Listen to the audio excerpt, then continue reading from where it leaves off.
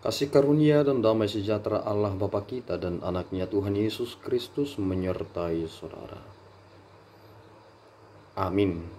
Shalom saudaraku yang terkasih di dalam nama Tuhan Yesus Kristus. Senang bisa menyapa saudara di tempat saudara berada hari ini dalam dimensi yang berbeda, tetapi dalam dunia yang sama.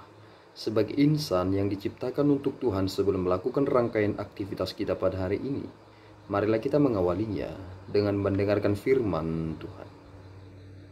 Firman Tuhan untuk kita pada hari ini tertulis di dalam kitab Imamat pasal yang ke-19 ayatnya yang kedua. Demikian pembacaan firman Tuhan. Berbicaralah kepada segenap jemaah Israel dan katakan kepada mereka, Kuduslah kamu, sebab aku Tuhan Allahmu kudus. Demikian pembacaan firman Tuhan.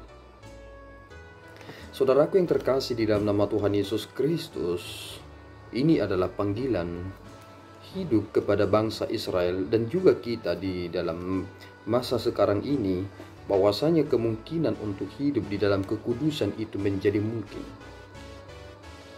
Kristus telah menguduskan kita di dalam darahnya yang kudus, sehingga ketika kita tidak di dalam Kristus, maka tidak ada hal yang baik yang dapat kita kerjakan karena kita telah rusak secara natural.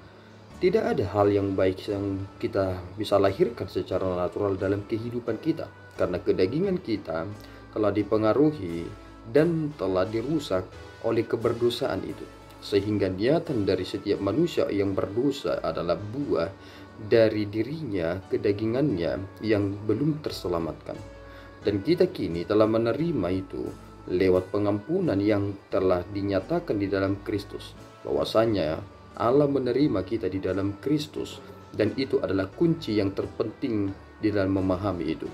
Ketika kita melihat kepada peristiwa di Perjanjian Lama, perihal tentang kekudusan, mengapa ada tuntutan kepada bangsa Israel supaya mereka hidup kudus? Jawabannya bukan karena bangsa itu, tetapi jawabannya adalah karena Allah sendiri.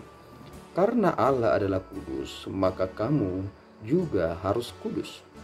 Dan praktik dari kekudusan itu termaktub dari setiap apa yang disampaikan dalam kitab Imamat pasal yang ke-19 ini.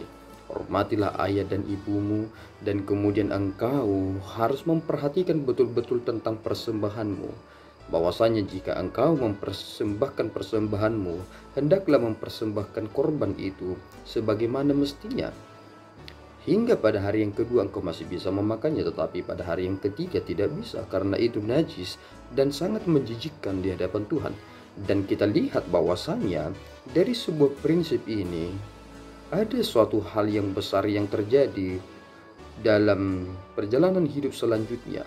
Jika engkau melanggar itu, maka yang akan menjadi upah dari pelanggaran itu adalah engkau akan binasa. Jika kita mencoba untuk memahami ini, ada hal yang sering sekali ingin dirusak oleh pemikiran-pemikiran yang bersifat liberal belakangan ini. Salah satunya adalah kemungkinan saudara hidup kudus. Ketika ada orang berkata, engkau tidak mungkin bisa hidup kudus, padahal kita mendapatkan kemungkinan itu karena Yesus Kristus. Kita tidak bisa menjadi kudus karena diri kita sendiri, tetapi kita bisa menjadi kudus karena Allah itu menjadi mungkin. Karena ketika kita melihat semak belukar, ketika Allah berada di tempat itu, semak belukar itu tidak memiliki nilai. Tetapi ketika Allah menampakkan dirinya kepada Musa lewat itu, Allah sendiri berkata bahwa jangan mendekat, ini adalah gunungku yang kudus.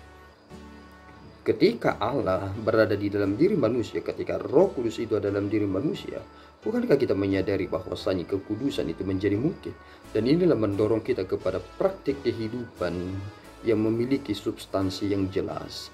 Tetapi persoalannya adalah kita ingin memisahkan hal-hal itu dalam pengertian yang sekuler belakangan ini, sehingga pekerjaan pun kita pilih-pilih, sehingga kita tidak secara menyeluruh dan totalitas memahami bahwasanya itu juga adalah bagian dari panggilan untuk menggenapi apa yang Tuhan inginkan dalam konteks menghadirkan kerajaan Allah di dunia ini. Oleh karena itu saudara yang terkasih, prinsip yang menjadi pertama dan tegas adalah Engkau melakukannya karena Allah, bukan karena dirimu. Karena Allah adalah Allah yang kudus, maka implementasinya adalah aku adalah milik Allah. Maka ini menjadi panggilanku di dalam dunia ini. Mari kita menjaga dengan baik relasi kita kepada Allah. Allah menjaga relasinya dengan bangsa Israel. Konteks kekudusannya adalah ketika Allah memiliki jarak kepada mereka. Dan konteks tentang kasih adalah ketika Allah membuka jalan kepada mereka. Dan itulah yang disebut dengan komunikasi dan komunitas. Ketika kita mengerti tentang makna kekudusan itu adalah kita dapat memisahkan diri kita dengan hal-hal yang bersifat lahiriah ini, yang bersifat kedagingan ini. Jika ada orang yang berbohong demi kepentingannya, maka kita tidak mempraktekkan hal yang demikian. Lebih baik jujur, tetapi miskin ketimbang kaya, tetapi penuh dengan kebohongan. Harta tidak akan dibawa. Memang itu menjadi bagian dari kebahagiaan, tetapi bukan sumber. Itu adalah bagian, tetapi bukan hal yang menyeluruh. Tuhan mencukupkan kita. Itu mengapa kita memiliki roh daripada Allah untuk dapat mengerti semua perjalanan hidup ini. Tuhan Yesus memberkati kita berdoa. Ya Tuhan, kami bersyukur atas berkat-Mu. Terima kasih Bapa atas firman yang telah kami terima pada kesempatan ini. Kiranya Tuhan membimbing dan menolong kami, mengizinkan kami dapat menikmati anugerah yang Tuhan telah beri. Dan bimbinglah kami Bapa, supaya kami seturut dengan kehendak-Mu menjadi pribadi-pribadi yang hidup di dalam kekudusan. Dan Engkau mengetahui ya Tuhan bahwasanya kami jauh dari kesempurnaan itu. Banyak Tuhan hal yang membuat kami terjatuh dan berulang-ulang kali melakukan dosa yang sama. Tolong kami supaya kami tidak lagi melakukannya dan kami menjadi orang yang merdeka. Terpuji Engkau Bapa, dalam Yesus kami berdoa dan mengucap syukur.